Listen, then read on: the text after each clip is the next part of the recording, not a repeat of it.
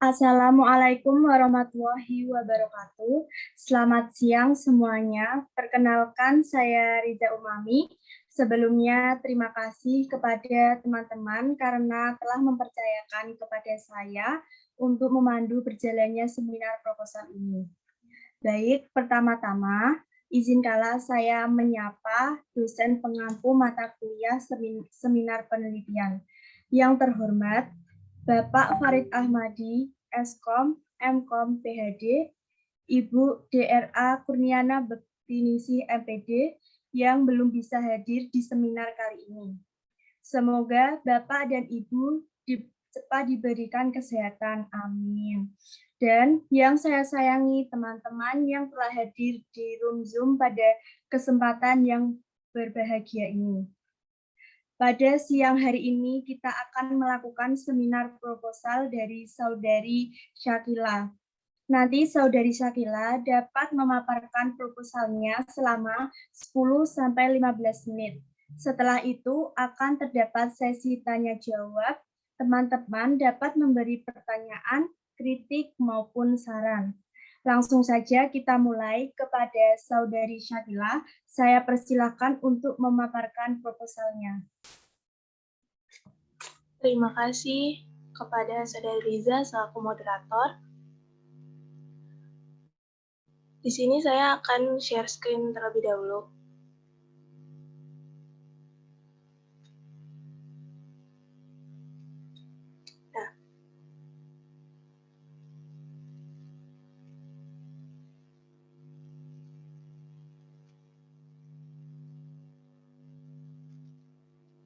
Di sini saya akan mempresentasikan proposal penelitian saya yang berjudul Pengembangan Media Pembelajaran Interaktif Berbasis Web pada Materi Penjajahan Bangsa Eropa di Indonesia untuk meningkatkan hasil belajar IPS siswa kelas 5 di SD Negeri Duri Kosambi 010 Pagi. Pertama, perkenalkan, nama saya Sakila Nukofifah, NIM 140141829. Selanjutnya, pada penelitian ini latar belakang masalah yang saya temui yaitu pendidikan adalah hal yang sangat penting untuk dimiliki setiap manusia dengan bertujuan untuk mengembangkan dan membangun potensi pada setiap diri manusia. Dalam Peraturan Pemerintah Nomor 32 Pasal 771 Tahun 2013, struktur kurikulum SD-MI SDLB sederajat meliputi IPS merupakan muatan pelajaran pokok yang diberikan pada sekolah dasar, khususnya kelas 4 sampai kelas 6 dalam kurikulum pendidikan di Indonesia.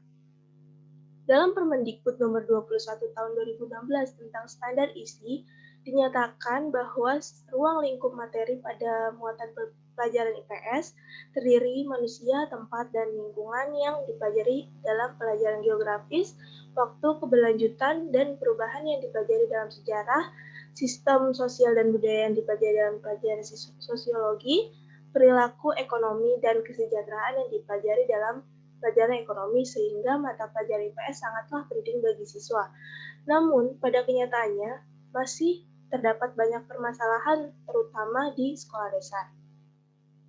Nah, berdasarkan hasil pra-penelitian dengan wawancara serta observasi yang dilaksanakan peneliti di SD Negeri Duri Kosambi 010 Pagi, melalui wawancara, observasi, dan juga data dokumen, peneliti menemukan permasalahan-permasalahan yang terjadi, yaitu kurangnya variasi pada metode pembelajaran yang digunakan oleh guru, seperti guru hanya menggunakan penugasan, latihan, ceramah, dan proyek. Media yang digunakan pun masih belum bervariasi. Hal ini dapat dilihat dari guru hanya menggunakan media pembelajaran gambar ataupun teks yang dikirimkan melalui WhatsApp group. Hal tersebut memicu kejenuhan siswa dalam belajar, terutama pada muatan pelajaran IPS yang memiliki materi cukup luas dan kompleks. Dapat dilihat melalui hasil belajar pada muatan pelajaran IPS yang dimana siswa memiliki nilai yang cukup rendah pada KD 3.4, yaitu pada materi penjajahan bangsa Eropa di Indonesia, di mana materi tersebut mengandung banyak hafalan. Dapat dilihat pada tabel berikut. Nah, pada tabel ini dapat dilihat bahwa persentase ketuntasan terendah itu diraih oleh KD 3.4, di mana dari 28 siswa yang tuntas hanya 10 dan yang tidak tuntas ada 18 orang, seperti itu, 18 siswa. Nah, berdasarkan hasil wawancara dan observasi di SD Negeri Duriko 910 Pagi, terdapat identifikasi masalah sebagai berikut. Yang pertama, metode pembelajaran yang digunakan guru kurang bervariasi. Hal ini karena guru hanya menggunakan metode seperti penugasan, latihan, ceramah, dan proyek. Lalu yang kedua, model pembelajaran yang digunakan guru juga kurang bervariasi karena keterbatasan komunikasi antara guru dan siswa di pembelajaran daring. Lalu selanjutnya, media pembelajaran yang digunakan pun masih belum bervariasi, hanya menggunakan aplikasi WhatsApp Group untuk membagikan materi. Selanjutnya, hasil belajar siswa terutama pada muatan pelajaran IPS masih rendah. Hanya 35,7% siswa mendapatkan nilai di atas KKM, terutama pada KD 3.4. Lalu selanjutnya, siswa sulit memahami materi pada muatan pelajaran IPS, khususnya pada materi penjajahan bangsa Eropa di Indonesia, karena mengandung banyak hafalan. Lalu selanjutnya, sumber belajar hanya dari buku siswa dan buku paket, lalu kurangnya dukungan dan keterlibatan orang tua dalam proses pembelajaran, sehingga siswa tidak serius dalam mengikuti pembelajaran karena tidak ada yang mengawasi di rumah. Nah, berdasarkan identifikasi masalah, peneliti membatasi masalah terkait media pembelajaran pada muatan pelajaran IPS. Kurang bervariasinya media pembelajaran yang digunakan untuk menunjang pembelajaran IPS, serta kurangnya pemanfaatan media yang inovatif untuk membantu proses pembelajaran akan membuat siswa mudah jenuh dan bosan karena siswa hanya menggunakan teks materi dan gambar yang dikirimkan di WhatsApp Group dan berpusat pada sumber belajar yang ada. Untuk itu, peneliti ingin mengembangkan media pembelajaran interaktif berbasis web untuk meningkatkan hasil belajar pada muatan pelajaran IPS dalam materi penjajahan bangsa Eropa di Indonesia menggunakan jenis penelitian dan pengembangan atau research and development. Lalu selanjutnya, dari pembatasan masalah tersebut, terdapat rumusan masalah yang ada di penelitian ini, yaitu yang pertama, bagaimanakah desain media pembelajaran interaktif berbasis web pada materi penjajahan bangsa Eropa di Indonesia pada muatan pelajaran IPS kelas 5 di SD Negeri Duriko 10 Pagi. Lalu yang kedua, bagaimanakah kelayakan media pembelajaran interaktif berbasis web pada materi penjajahan bangsa Eropa di Indonesia pada muatan pelajaran IPS kelas 5 di SD Negeri Duriko 10 Pagi. Lalu yang ketiga, bagaimanakah keefektifan media pembelajaran interaktif berbasis web pada materi penjajahan bangsa Eropa di Indonesia pada muatan pelajaran IPS kelas 5 di SD Negeri Duriko 10 Pagi. Lalu selanjutnya, terdapat tujuan penelitian, yaitu yang pertama, mengembangkan media pembelajaran interaktif berbasis web pada materi penjajahan bangsa Eropa di Indonesia pada muatan pelajaran IPS kelas 5 di SD Negeri Duriko 10 Pagi. Lalu yang kedua, menguji kelayakan media pembelajaran interaktif berbasis web pada materi penjajahan bangsa Eropa di Indonesia pada muatan pelajaran IPS kelas 5 di SD Negeri Duriko 10 Pagi. Lalu yang ketiga, menguji keefektifan media pembelajaran interaktif berbasis web pada materi penjajahan bangsa Eropa di Indonesia pada muatan pelajaran IPS kelas 5 di SD Negeri Duriko 10 Pagi. Lalu, terdapat manfaat penelitian. Manfaat penelitian di sini ada dua, yaitu manfaat teoritis dan manfaat praktis. Yang pertama, manfaat teoritis. Secara teoritis, pengembangan media pembelajaran interaktif berbasis web ini diharapkan mampu menjadi media yang tepat untuk mencapai tujuan pembelajaran dalam muatan pelajaran IPS kelas 5 serta kontribusi guna menjadi solusi permasalahan pembelajaran. Lalu, manfaat praktisnya itu ada yang pertama bagi guru. Manfaat bagi guru yaitu dapat menggunakan media pembelajaran berbasis web sebagai media pendukung dalam pembelajaran IPS kelas 5. Media pembelajaran interaktif berbasis web ini dapat memudahkan guru untuk menyampaikan materi penjajahan bangsa Eropa di Indonesia pada muatan pelajaran IPS kelas 5. Lalu selanjutnya, manfaat bagi siswa yaitu yang pertama, meningkatkan pemahaman siswa pada materi pembelajaran menggunakan media pembelajaran interaktif. Lalu yang kedua, menciptakan motivasi belajar siswa pada saat pembelajaran. Yang ketiga, menciptakan antusiasme dan rasa senang siswa terhadap pembelajaran. Dan yang keempat, meningkatkan hasil belajar siswa pada muatan pelajaran IPS kelas 5. Lalu selanjutnya, manfaat bagi sekolah. Yang pertama, membantu meningkatkan prestasi sekolah dan membantu meningkatkan kualitas pendidikan dalam pengajaran di sekolah. Lalu, manfaat bagi peneliti selanjutnya, yaitu untuk memberikan kontribusi untuk memecahkan permasalahan dalam pembelajaran dengan mengembangkan media pembelajaran interaktif berbasis web dan menjadi bekal saat terjun ke dunia pendidikan. Lalu selanjutnya, kajian pustaka. Dalam kajian pustaka terdapat dua kajian, yaitu kajian teoritis dan kajian empiris. Yang pertama, kajian teoritis. Dalam kajian teoritis ini terdapat beberapa subjudul, yaitu yang pertama, hakikat pengembangan yang ada. Lalu pada bagian hakikat pengembangan ini ada pengertian pengembangan dan model pengembangan. Lalu selanjutnya, hakikat media pembelajaran, yaitu pengertian media pembelajaran, fungsi dan manfaat media pembelajaran, dan jenis-jenis media pembelajaran. Lalu selanjutnya terdapat hakikat media pembelajaran interaktif, yaitu pengertian media pembelajaran interaktif, komponen-komponen media pembelajaran interaktif. Lalu selanjutnya hakikat belajar, yaitu pengertian belajar, unsur-unsur yang mempengaruhi belajar, dan prinsip-prinsip belajar. Lalu selanjutnya hakikat pembelajaran, terdapat pengertian pembelajaran dan tujuan pembelajaran. Lalu selanjutnya hakikat hasil belajar, yaitu terdapat pengertian hasil belajar dan faktor yang mempengaruhi hasil belajar. Lalu selanjutnya hakikat web, yaitu terdapat pengertian web dan kelebihan dan kekurangan media pembelajaran berbasis web. Lalu selanjutnya pembelajaran interaktif berbasis web. Lalu selanjutnya terdapat hakikat IPS di SD, yaitu pengertian IPS di SD dan tujuan IPS di SD. Lalu yang terakhir ada materi penjajahan bahasa Eropa di Indonesia yang terdapat KD dan indikator di dalamnya. Nah, selanjutnya kajian empiris. Kajian empiris itu adalah penelitian yang relevan penelitian yang relevan dengan penelitian yang saya teliti ini. Yang pertama, penelitian yang dilakukan oleh Arif Mahia dan Siti Partini tahun 2013 dengan judul Pengembangan Multimedia Interaktif untuk Mata Pelajaran Ilmu Pengetahuan Sosial atau IPS Sekolah Dasar kelas 5. Lalu selanjutnya, penelitian yang dilakukan oleh Suwana tahun 2019 dengan judul Pengembangan Media Pembelajaran Berbasis Web Design Wix, materi bangun ruang matematika SD kelas 5.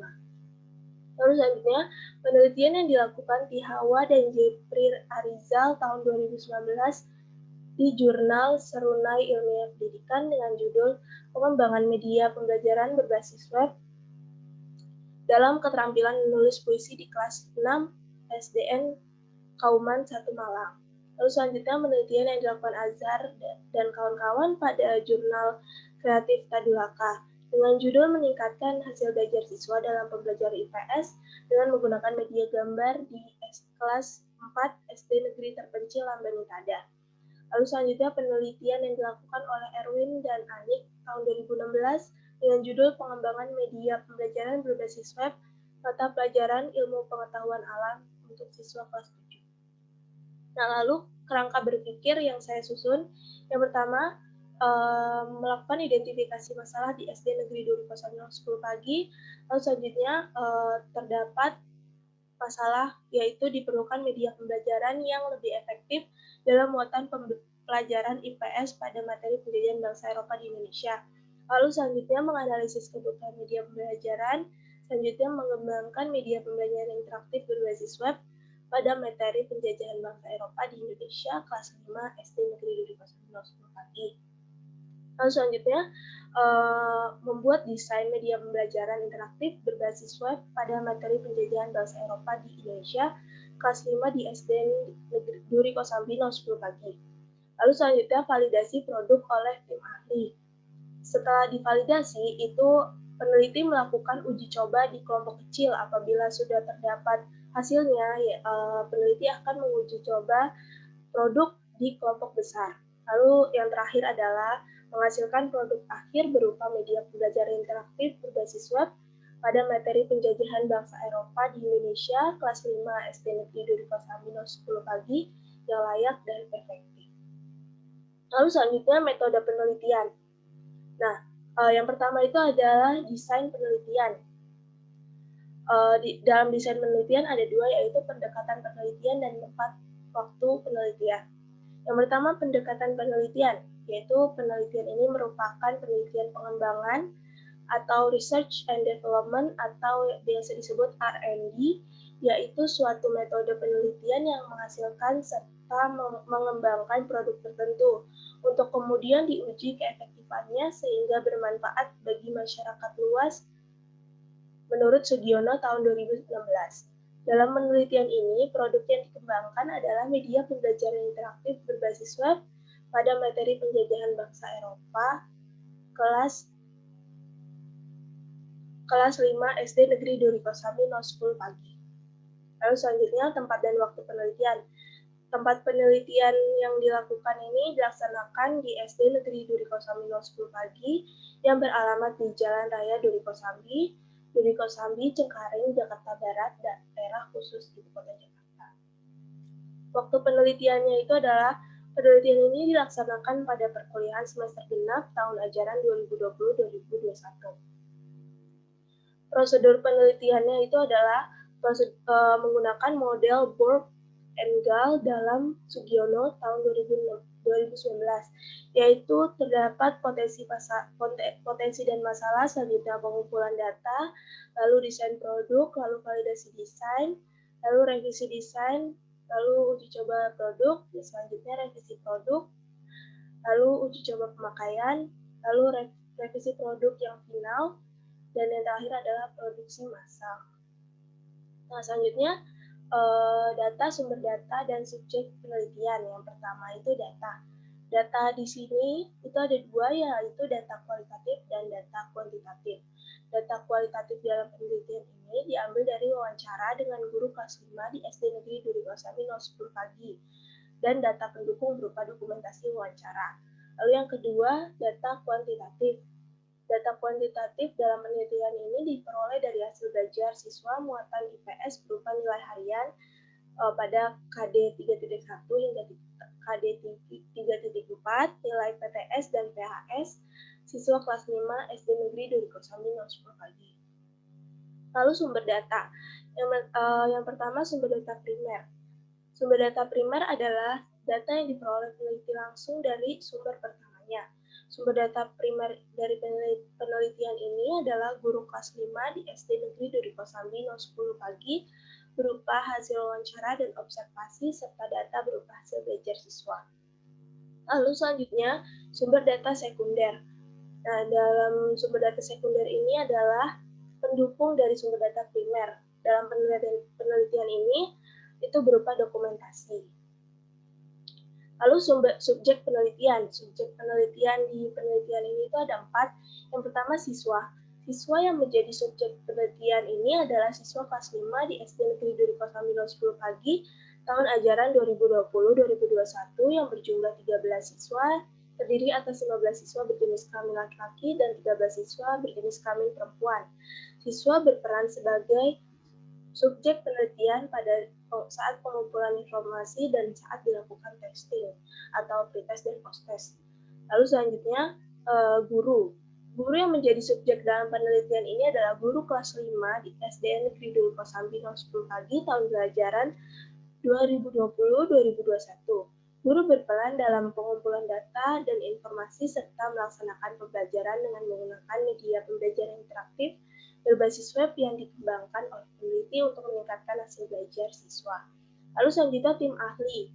Tim ahli yang menjadi subjek penelitian ini adalah orang yang ahli dalam bidang tertentu, yaitu berperan dalam memberikan validasi kelayakan produk yang dikembangkan oleh peneliti. Tim ahli pada penelitian ini adalah ahli materi dan media. Selanjutnya, peneliti. Peneliti menjadi subjek penelitian karena berperan dalam proses pengembangan produk penelitian, yaitu media pembelajaran interaktif berbasis web. Lalu selanjutnya, variabel penelitian. Dalam penelitian ini variabel ada dua. Yang pertama, variabel bebas. dan variabel terikat. Yang variabel bebas pada penelitian ini adalah media pembelajaran interaktif berbasis web. Lalu variabel terikat pada penelitian ini adalah hasil belajar muatan pembelajaran IPS, materi penjajahan bangsa Eropa di Indonesia, siswa kelas 5 SD Negeri 2 pagi. Lalu selanjutnya definisi operasional variabel. Definisi operasional dari media pembelajaran berbasis web yaitu media pembelajaran interaktif berbasis web dibuat agar menciptakan rasa senang, menambah semangat siswa, dan meningkatkan hasil belajar dalam pembelajaran terutama pada muatan pelajaran IPS. Media pembelajaran interaktif berbasis web dikembangkan sesuai dengan tujuan pembelajaran yang ingin dicapai dengan fitur-fitur yang menarik siswa untuk belajar. Lalu selanjutnya definisi operasional hasil belajar siswa kelas 5 di SD Negeri 2 pagi yaitu penelitian dibatasi hasil belajar siswa pada pembelajaran IPS. Penelitian ini meneliti hasil belajar ranah kognitif dari materi penjajahan bangsa Eropa di Indonesia pada muatan pelajaran IPS. Lalu selanjutnya teknik dan instrumen pengumpulan data. Yang pertama teknik tes. Nah, di teknik tes di penelitian ini yaitu menggunakan pretest dan posttest. Pretest ini dilakukan sebelum penggunaan media pembelajaran interaktif berbasis web. Lalu selanjutnya post-test itu dilakukan setelah siswa menggunakan media pembelajaran interaktif berbasis web. Lalu terdapat teknik non-test juga, ada 4, yaitu yang pertama observasi. Observasi diperoleh digunakan sebagai acuan pengembangan media pembelajaran interaktif berbasis web pada materi penjajahan bangsa Eropa di Indonesia kelas 5 SD Negeri 2 pagi. Lalu selanjutnya wawancara. Wawancara dalam penelitian ini dilakukan kepada guru kelas 5 SD Negeri 2 pagi. Lalu selanjutnya data dokumen. Data dokumen ini data yang dikumpulkan menggunakan foto, data dokumen hasil belajar IPS siswa kelas 5 yang meliputi nilai harian, PTS, dan PAS, kemudian ada nilai pretest dan posttest. Lalu selanjutnya angket. Angket yang digunakan oleh peneliti adalah angket kebutuhan siswa dan guru, angket penilaian ahli materi dan media, dan angket tanggapan siswa. Lalu selanjutnya uji kelayakan, uji validitas, dan uji reliabilitas. Yang pertama uji kelayakan. Uji kelayakan ini dilakukan oleh ahli materi dan media dengan rumus NP sama dengan R per SM kali 100%. Keterangannya itu yang pertama NP itu nilai persen yang dicari, R itu skor mentah yang diperoleh, SM itu skor maksimum ideal dari tes yang bersangkutan. Ini menurut Purwanto tahun 2017. Lalu selanjutnya setelah terdapat nilai persen yang dihasilkan dari rumus sebelumnya, itu kita memakai jarak interval atau rumus G. Rumusnya itu adalah G sama dengan T min R per K. Ini menurut Widoyoko tahun 2015, yaitu keterangannya JI atau G ini jarak interval kelas, lalu T skor tertinggi ideal, lalu R skor terendah ideal, lalu K itu jumlah interval kelas. Nah, berdasarkan ketentuan tersebut dapat dibuat klasifikasi hasil penilaian dengan persentase skala penilaian 100% sebagai berikut.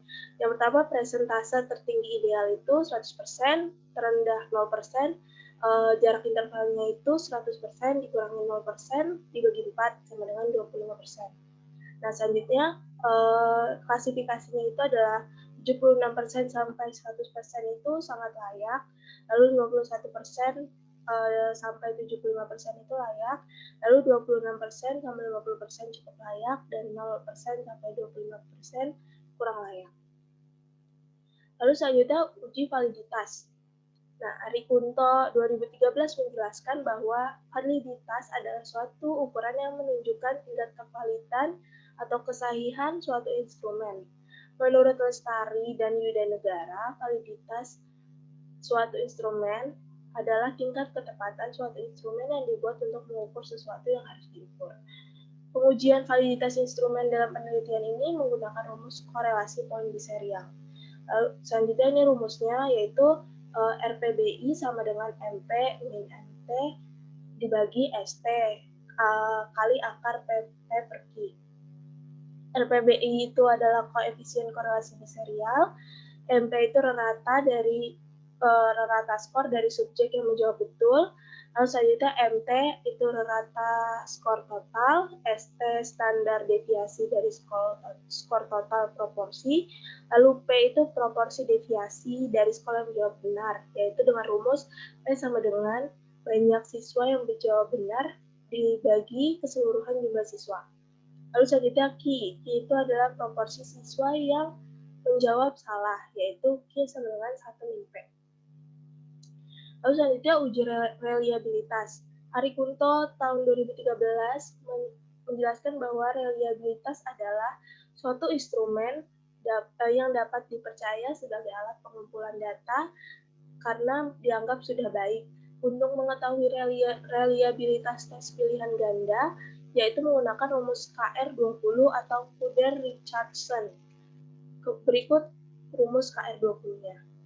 Ini adalah rumusnya, yaitu R11 sama dengan N per N min 1 kali S pangkat 2 min jumlah dari PQ dibagi S pangkat 2. Yaitu keterangannya R11 adalah reliabilitas tes secara keseluruhan, P proporsi subjek yang menjawab item dengan benar, Q itu yang menjawab dengan salah, lalu jumlah hasil perkalian antara P dan Q itu sebelumnya sudah ada rumusnya P dan Q, lalu selanjutnya K itu sama dengan banyaknya item, dan S itu adalah standar deviasi dari tes. Lalu selanjutnya teknik analisis data. Yang pertama, analisis data produk. Lalu analisis data dilakukan dengan menggunakan analisis deskriptif presentase, yaitu dengan mengubah data dari kualitatif menjadi kuantitatif. Data interval tersebut dianalisis dengan menghitung rata-rata dari jawaban berdasarkan skor yang diperoleh oleh validator. Berdasarkan skor yang ditetapkan, maka perolehan skor dapat diubah ke dalam bentuk presentase dengan rumus sebagai berikut. Nilai presentase sama dengan skor total dibagi skor maksimal kali 100%. Lalu hasil perolehan skor yang telah diubah dalam presentase kemudian dikategorikan kriteria antara lain tidak layak, cukup layak, layak, dan sangat layak. Berikut merupakan langkah-langkah untuk menentukan kriteria dari perolehan skor menurut Widoyoko dalam Khadijah tahun 2016. Yang pertama, menentukan presentase maksimum sama dengan 100%. Yang kedua, menentukan presentase minimum sama dengan 25%, lalu menentukan rentang sama dengan 100% dibagi 25% sama dengan 75%, lalu menentukan kelas interval yang diperlukan, yaitu 4, terdiri dari sangat layak, layak, cukup layak, dan kurang layak. Lalu mencari jarak interval kelas, yaitu yang tadi, jarak interval itu sama dengan skor tertinggi dikurangi skor terendah dibagi jumlah kelas interval. Lalu selanjutnya analisis data awal. Analisis data awal digunakan analisis uji normalitas, pretest, dan post-test. Dilakukan uji normalitas untuk menguji hasil belajar pretest dan post-test siswa. Tujuannya untuk mengetahui apakah data hasil pretest dan post-test berdistribusi normal atau tidak. Untuk melakukan uji normalitas dapat menggunakan rumus Lilliefors. Berikut rumus yang melakukan uji normalitas dengan Lilliefors di Darajat DKK tahun 2019. Yaitu rumusnya adalah ZI sama dengan XI min X per S. Keterangannya itu adalah ZI itu adalah bilangan baku, X adalah rata-rata hasil belajar peserta didik, lalu S adalah simpangan baku atau standar deviasi, lalu XI adalah nilai tes peserta didik. Lalu yang terakhir adalah analisis data akhir. Pada penelitian ini, analisis data akhir menggunakan uji t-test dan uji endgame. Untuk mengetahui keefektifan media pembelajaran interaktif berbasis web terhadap hasil belajar, dapat dianalisis dengan rumus bantuan aplikasi SPSS. Pada uji t-test, untuk mengetahui hasil belajar kelas, maka dapat diuji dengan menggunakan uji dua pihak, yaitu T-hitung lebih dari T-tabel, HA diterima. T-hitung kurang dari T-tabel, H0 diterima. Lalu keterangannya itu ada nol itu sama dengan tidak terdapat perbedaan yang signifikan antara hasil belajar pada pretest dan posttest dengan menggunakan media pembelajaran interaktif berbasis web. Lalu HA itu sama dengan terdapat perbedaan yang signifikan antara hasil belajar pada pretest dan posttest dengan menggunakan media pembelajaran interaktif berbasis web. Lalu penilaian antara pretest dan posttest dihitung menggunakan analisis indeks gain. Dalam penelitian ini, gain yang dimaksud adalah gain ternormalisasi atau N-gain. N-gain merupakan data yang diperoleh dari skor membandingkan selisih skor pretest dan posttest dengan selisih SMI atau skor maksimum ideal. Dan pretest pada materi pendidikan bangsa Eropa di Indonesia sesudah penggunaan media pembelajaran interaktif berbasis web. Rumus N-gain itu adalah N-gain sama dengan posttest min pretest dibagi skor max min pretest, yaitu dalam Lestari dan Negara tahun 2017. Nah, interpretasi indeks G-nya itu adalah G lebih dari atau sama dengan 0,7 kriterianya rendah. Lalu 0,3 lebih kecil dari atau sama dengan G, lebih kecil dari 0,7 itu kriterianya sedang.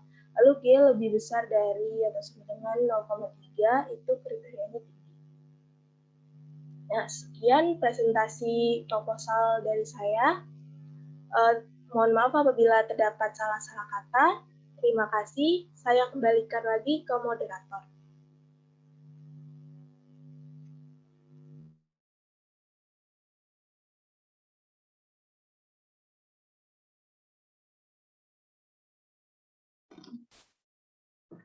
Berikut tadi pemaparan proposal yang telah disampaikan oleh Saudari Syakila. Untuk selanjutnya yaitu sesi tanya jawab.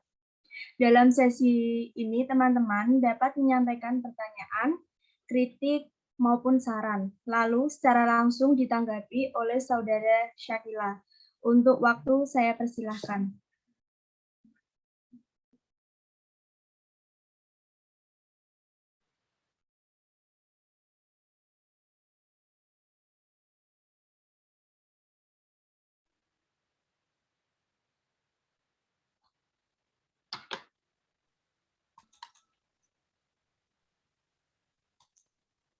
Izin bertanya kepada Mbak Sakila. Sebelumnya, perkenalkan saya Zulfa Nur Darajati. Izin bertanya, pertanyaan saya yaitu, apakah media yang Anda kembangkan dapat diterapkan secara optimal pada SD yang masih sulit dijangkau atau dapat dikatakan masih pelosok? Terima kasih.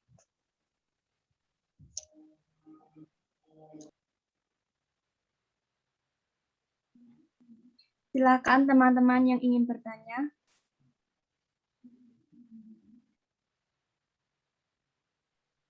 Saya izin bertanya.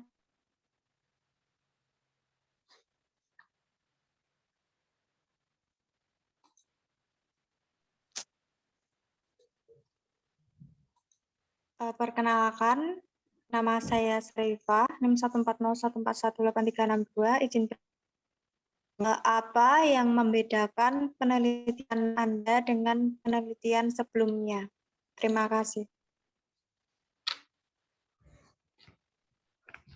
Apakah ada teman-teman yang ingin bertanya lagi? Iya, saya izin bertanya. Pertanyaan apa yang paling diunggulkan dari penelitian Anda? Terima kasih. Terima kasih teman-teman yang sudah bertanya. Saya persilahkan Saudari Sakila untuk menjawab pertanyaan dari teman-teman. Terima kasih kepada moderator dan teman-teman yang sudah bertanya. Saya akan menjawab pertanyaan yang pertama itu dari Saudari Zulfa, yaitu pertanyaannya itu adalah apakah produk yang Anda kembangkan dapat diterapkan secara optimal di SD yang cukup sulit dijangkau atau yang bisa disebut pelosok. Nah, untuk di SD yang cukup sulit dijangkau atau pelosok tersebut, perlu tinjauan atau observasi langsung ke SD tersebut. Jadi karena produk yang saya kembangkan itu membutuhkan HP atau laptop atau teknologi dan internet, hal tersebut dapat menjadi pertimbangan di SD tersebut karena bisa terjadi siswa-siswanya tidak mempunyai HP atau tidak mempunyai internet. Jadi perlu tinjauan dan observasi langsung ke SD tersebut. Bagaimana Saudari Zulfa, apakah sudah jelas? Cukup jelas, terima kasih atas jawaban yang diberikan. Selanjutnya, saya akan menjawab pertanyaan dari Saudari Sarifah, yaitu pertanyaannya adalah, apa yang membedakan penelitian Anda dengan penelitian sebelumnya? Saya akan menjawab, setiap penelitian pasti terdapat perbedaan dari masing-masing penelitian tersebut. Perbedaan dari penelitian yang saya teliti adalah dari desain penelitian saya sendiri, yaitu saya menggunakan software articulate storyline yang dimana akan dikonversikan menjadi HTML5, yang dimana dari penelitian yang saya cari belum ada yang menggunakan software tersebut untuk membuat media pembelajaran interaktif berbasis web. Seperti itu. Bagaimana Saudari Sarifah? Apakah sudah jelas? Ya, cukup jelas. Terima kasih. Ya, baik. Lalu selanjutnya, saya akan menjawab pertanyaan dari Saudari Khalifah, yaitu apa yang diunggulkan dari penelitian saya. Gitu. Saya akan menjawab, hal yang dapat diunggulkan dari penelitian saya ini adalah saya mengembangkan sebuah produk berupa media pembelajaran berbasis web yang dimana di dalam media tersebut terdapat gambar, teks, video, dan games yang dapat memicu semangat siswa untuk belajar, terutama pada muatan pelajaran IPS karena tahu sendiri siswa di sekolah dasar itu masih membutuhkan sesuatu yang menyenangkan sekaligus yang colorful seperti itu kan. Jadi tidak hanya teks atau gambar, tapi juga ada video, games seperti itu. Bagaimana Saudari Khalifah? Apakah sudah jelas? Baik, ya sudah jelas. Terima kasih atas jawabannya. Ya, terima kasih teman-teman semua yang sudah bertanya. Selanjutnya saya kembalikan lagi ke moderator. Terima kasih. Baik teman-teman, ada yang ingin bertanya lagi atau memberi kritik maupun saran?